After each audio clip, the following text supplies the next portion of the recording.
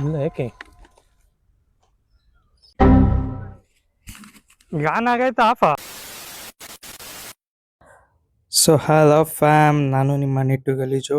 ಇವತ್ತು ಅಪ್ರಿಲಿಯಾ RS457ನ ರಿವ್ಯೂ ಮಾಡಕ್ಕೆ ತಂದಿದ್ದೀನಿ. ಗಾಡಿ ಮಾತ್ರ ನೋಡಕ್ಕೆ ಕಲ್ಟಿ ಗುರು. ನೋಡಿ, ಫುಲ್ಲು ಬ್ಲ್ಯಾಕ್ ಆ್ಯಂಡ್ ರೆಡ್ ಕಾಂಬೋದಲ್ಲಿ ಏನು ಮಸ್ತಾಗಿ ಕಾಣ್ತೈತೆ. ಗಾಡಿನೇ ಇಷ್ಟು ಮಸ್ತಾಗಿದ್ರೆ ಸ್ಪೆಸಿಫಿಕೇಶನ್ ಇನ್ನೆಷ್ಟು ಮಸ್ತಾಗಿರಬೇಡ. ಇವತ್ತೆಲ್ಲ ಹೇಳ್ಕೊಡ್ತೀನಿ ನಿಮಗೆ. ಗಾಡಿ ಬ್ರೇಕಿಂಗು, ಮೈಲೇಜು, ಗಾಡಿ ಯಾವ ಥರ ಇದೆ ಎಲ್ಲಾನು ಹೇಳ್ತೀನಿ ಇವತ್ತು. ಬನ್ನಿ. ನಾನಂತೂ ಬರೀಕಿಲ್ಲಪ್ಪ. ಹಂಗಾರೆ ನೀವು ಬರೀಕಿಲ್ವಾ? ನೋಡಿ, ಇಲ್ಲೂ ಗೋಟ್ ಇದೆ, ಇಲ್ಲಿ ದಿ ರಿಯಲ್ OG ಗೋಟ್ ಇದೆ.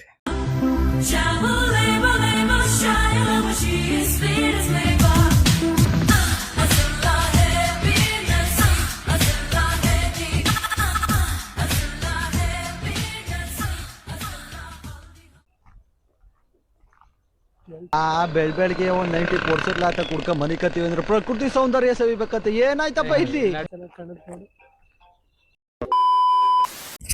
ಇವಾಗ ಡಿಸೈನ್ ಬಗ್ಗೆ ಹೇಳೋದಾದ್ರೆ, ಅಪ್ರಿಲಿಯಾ RS V4 ಅಂತ ಇನ್ನೊಂದು ಗಾಡಿ ಇತ್ತು ಅಪ್ರಿಲಿಯಾದವ್ರದ್ದೆ. ಆ ಗಾಡಿ ಡಿಸೈನ್ನ ಇನ್ಸ್ಪೈರ್ ಮಾಡಿಕೊಂಡು ಈ ಗಾಡಿ ರೆಡಿ ಮಾಡಿದ್ದಾರೆ. ಅಪ್ರಿಲಿಯಾ RS457 ಅಂತ ಹೊಸ ಬ್ಯಾಡ್ಜಿಂಗ್ ಮಾಡಿದ್ದಾರೆ.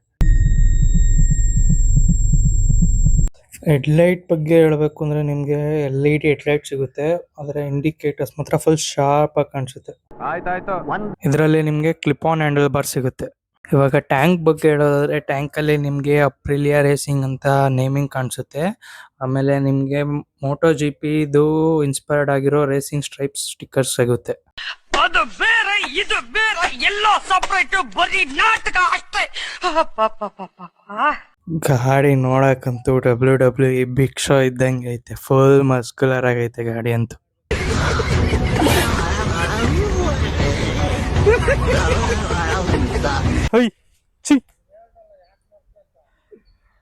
ಲಾಗ್ ಮಾಡ್ಬೇಕಾದ್ರೆಲ್ಲ ತೊಂದರೆ ಕೊಡ್ತೈತಿ.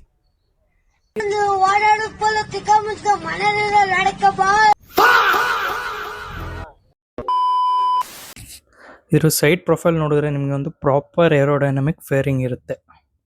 ಈ ಬೈಕ್ ಓಡಿಸ್ಬೇಕಾದ್ರೆ ನಿಮ್ಗೊಂದು ಅಗ್ರೆಸಿವ್ ರೈಡಿಂಗ್ ಪೊಸಿಷನ್ ಸಿಗುತ್ತೆ. ಓವರ್ ಆಲ್ ಡಿಸೈನ್ ಬಗ್ಗೆ ಹೇಳೋದಾದ್ರೆ, ಇದೊಂದು ನಿಮಗೆ ಟ್ರ್ಯಾಕ್ ಬಿಲ್ಡ್ ಸ್ಪೋರ್ಟ್ಸ್ ಬೈಕ್ ಥರನೇ ಕಾಣಿಸುತ್ತೆ. ಫೀಲು ಅದೇ ಥರನೇ ಕೊಡುತ್ತೆ. ಸೇಮ್ ಸ್ಪೋರ್ಟ್ಸ್ ಬೈಕ್ ಟ್ರ್ಯಾಕಲ್ಲಿ ಹೆಂಗೆ ಓಡಿಸಿದ್ರೆ ಯಾವ ಥರ ಇರುತ್ತೆ, ಸೇಮ್ ಅದೇ ಥರ ಫೀಲ್ ಕೊಡುತ್ತೆ. ಎಕ್ಸಾಸ್ಟ್ ಬಗ್ಗೆ ಹೇಳೋದಾದ್ರೆ, ಇದೊಂದು ನಿಮಗೆ ಕಾಂಪ್ಯಾಕ್ಟ್ ಅಂಡರ್ ಬೆಲ್ಲಿ ಎಕ್ಸಾಸ್ಟ್ ಸಿಗುತ್ತೆ.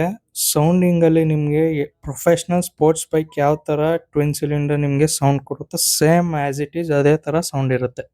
ಇವಾಗ ಇಂಜಿನ್ ಬಗ್ಗೆ ಹೇಳೋದಾದ್ರೆ, ನಿಮಗೆ ಇದರಲ್ಲಿ 457cc parallel twin air cooled engine ಆಗಿರುತ್ತೆ.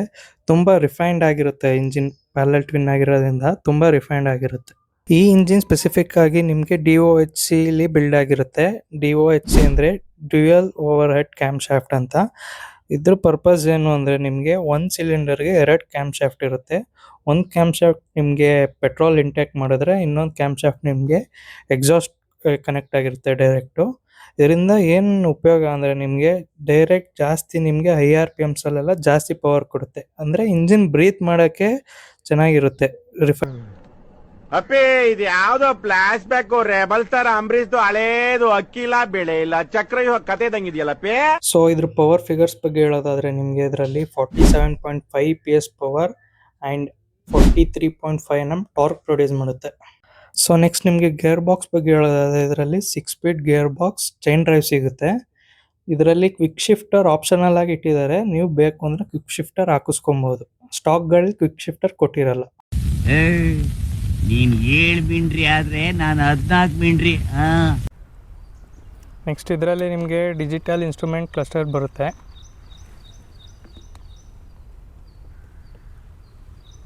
ಇದರಲ್ಲಿ 3 ಮೋಡ್ಸ್ ನಿಮಗೆ ಸಿಗುತ್ತೆ: ರೈನ್, ಸ್ಪೋರ್ಟ್ಸ್ ಮತ್ತು ಈಕೋ ಮೋಡು. ನೀವು ಇದೇ ಮೋಡ್ ಬಟನ್ನು. ಈ ಮೋಡ್ ಬಟನ್ ಪ್ರೆಸ್ ಮಾಡಿದ್ರೆ ಅಲ್ಲಿ switch, sport, eco, rain 3 modes ಬರುತ್ತೆ.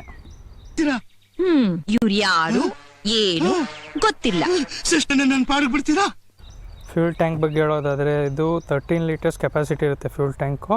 ನಿಮಗೆ ಆನ್ ಆವ್ರೇಜ್ ನಿಮಗೆ 25 ಕೊಟ್ಟರು 300+ ಆರಾಮಾಗಿ ಹೋಗ್ಬೋದು ಇಫ್ ಒಂದು ಫುಲ್ ಟ್ಯಾಂಕಲ್ಲಿ. ಈ ಗಾಡಿ ಲುಕ್ಸೇ ಸಾಕು, ನೋಡಿದ್ರೆ ಹಂಗೆ ಲವ್ ಆಗ್ಬಿಡುತ್ತೆ, ಅಷ್ಟು ಮಸ್ತಾಗೈತೆ ಗಾಡಿ ಮಾತ್ರ ನೋಡಕ್ಕೆ. ಲವ್ ಮಾಡ್ತಾವನೆ ಅವಳನ್ನ.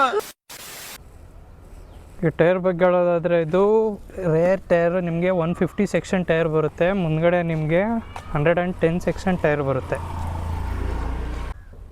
ನೋಡಿ ಹಿಂದ್ಗಡೆ ಟೈರ್ ಲೈಟ್ ಬ್ಯಾಟ್ಮ್ಯಾನ್ ಥರನೇ ಕಾಣುತ್ತೆ. ನಾನು ಇದೇ ಕಣ್ಣಾಗ ನೋಡೇ ಬಿಡ್ತೀನಿ ಲಗಾಸು. ಬನ್ನಿ ಗಾಯ್ಸ್, ಇವಾಗ ರೈಡಿಂಗ್ ಎಕ್ಸ್ಪೀರಿಯೆನ್ಸ್ ಹೆಂಗಿರುತ್ತೆ ಅಂತ ನಿಮಗೆ ಒಂದು ಕ್ವಿಕ್ಕಾಗಿ ಹೇಳ್ಕೊಂಡು ಬಿಡ್ತೀನಿ.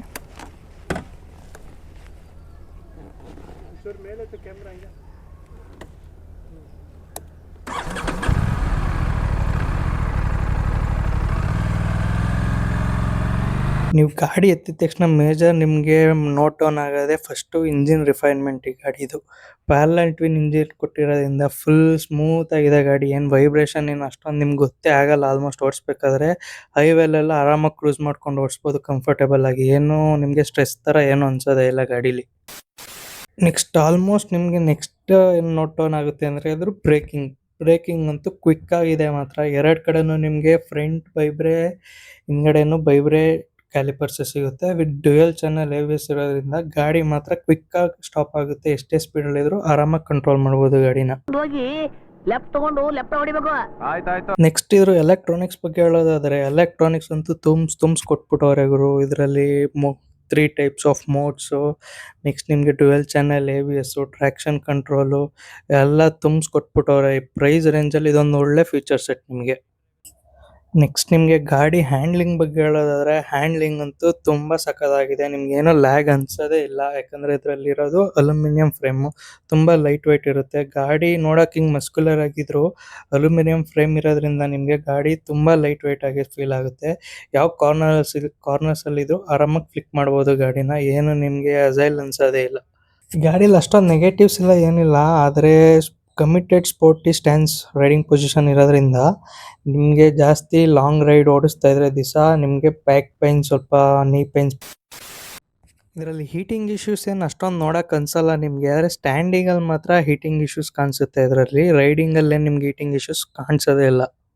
ಈ ಗಾಡಿ ಎವ್ರಿಡೇ ಯೂಸಬಿಲಿಟಿ ನೋಡೋದಾದ್ರೆ ನಿಮಗೆ ಸೀಟ್ ಹೈಟ್ ಬಂದು ಫುಲ್ ಮ್ಯಾನೇಜಬಲ್ ಆಗಿದೆ. 800 mm ಸೀಟ್ ಹೈಟ್ ಸಿಗುತ್ತೆ. ಯಾವ ಶಾರ್ಟ್ ರೈಡರ್ಸ್ ಇದ್ರು ಆರಾಮಾಗಿ ಫ್ಲಾಟ್ ಫುಟ್ ಮಾಡ್ಬೋದು. ಸಬಾಸ್ ಕನ್ನಡ ರೋಗಿ ಬಯಸಿದ್ದು ನರ್ಸ್ನ, ಡಾಕ್ಟರ್ ಕಳಿಸಿದ್ದು ನರ್ಸ್ನ. ಇದ್ರ ಪ್ರೈಸಿಂಗ್ ಬಗ್ಗೆ ಹೇಳೋದಾದ್ರೆ, ಈ ಗಾಡಿ ನಿಮಗೆ 5.4 lakhs ಆನ್ ರೋಡ್ ಸಿಗುತ್ತೆ ಇವಾಗ. ಈ ಪ್ರೈಸ್ ರೇಂಜಲ್ಲಿ ಇದೊಂದು ಸ್ಪೋರ್ಟಿ ಅಗ್ರೆಷನ್ ಗಾಡಿ ಸಕ್ಕದಾಗಿದೆ ಮಾತ್ರ. ಇಟಾಲಿಯನ್ ಗಾಡಿ ಆಗಿರೋದ್ರಿಂದ ಪ್ರೈಸ್ ಸ್ವಲ್ಪ ಜಾಸ್ತಿನೇ ಆಗಿರುತ್ತೆ ಈ ಗಾಡಿದು. ನಿನ್ ಮೈಂಡ್ ಅಲ್ಲೇ ಲೆಕ್ಕ ಹಾಕ್ಬಿಟ್ಟ.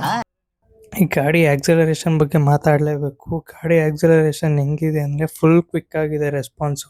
ನೀವು ಹೆಂಗೆ ಪಟ್ಟ ಅಂತ ಥಾಟಲ್ ಕೊಟ್ಟರೆ ಪಟ್ಟ ಅಂತ ಎತ್ಕೊಳ್ಳುತ್ತೆ ಗಾಡಿ. ಪಿಕಪ್ ಆ ಥರ ಇದೆ, ಫುಲ್ ಹಂಗೆ ಹಾಕುತ್ತೆ ನಮ್ದು ಹಂಗೆ ಗಾಡಿ.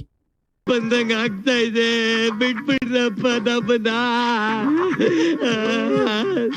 ಅಯ್ಯೋ, ಇದೇ ಥರ ಅಲ್ವಾ ಗುರು ನಮ್ಮ ಜೀವನ. ಇದೇ ಬೈಕ್ ರೈಡ್ ಥರ ಪ್ಲ್ಯಾನ್ ಮಾಡ್ದಂಗೆ ಎಲ್ಲ ಸರಿನೂ ರೋಡ್ ಸಿಗಲ್ಲ. ಕೆಲವೊಮ್ಮೆ ಟ್ರಾಫಿಕ್ ಇರುತ್ತೆ, ಇನ್ನು ಕೆಲವೊಮ್ಮೆ ಮಳೆ ಬರುತ್ತೆ, ಮತ್ತು ಪಂಚರು ಆಗ್ಬೋದು. ಆದರೆ ಗಾಡಿ ಓಡಿಸೋದು ಯಾವತ್ತೂ ನಿಲ್ಸಲ್ಲ ತಾನೇ. ಗೇರ್ ಚೇಂಜ್ ಮಾಡ್ತೀವಿ, ಸ್ಪೀಡ್ ಕಂಟ್ರೋಲ್ ಮಾಡ್ತೀವಿ, ಮತ್ತೆ ಮುಂದೆ ಹೋಗ್ತೀವಿ. ಹಂಗೆ ಗೊತ್ತಿರೋ ದಾರಿಗಿಂತ ಗೊತ್ತಿಲ್ಲದಿರೋ ದಾರಿನೇ ಜಾಸ್ತಿ ಪಾಠ ಕಲಿಸುತ್ತೆ. ಪ್ರತಿ ಟರ್ನಲ್ಲೂ ಒಂದು ಪಾಠ ಇರುತ್ತೆ, ಪ್ರತಿ ಬ್ರೇಕಲ್ಲೂ ಒಂದು ಅವಕಾಶ ಇರುತ್ತೆ. ಸೊ ಇವತ್ತು ನಿಮ್ಮ ಗಾಡಿಗೆ ಕೀ ಹಾಕಿ ಸ್ಟಾರ್ಟ್ ಮಾಡೋ ಥರ ನಿಮ್ಮ ಜೀವನಕ್ಕೂ ಒಂದು ಸ್ಟಾರ್ಟ್ ಕೊಡಿ. ಡೆಸ್ಟಿನೇಷನ್ ಎಷ್ಟೇ ದೂರ ಇರಲಿ, ರೈಡ್ ಮುಗಿಸೋ ತನಕ ನಿಲ್ಬೇಡಿ. Keep riding, keep growing. ಮುಂದೆ ಸಾಗುನಿ ಬಯಸಿದ್ದಿಲ್ಲ ಸಿಗದು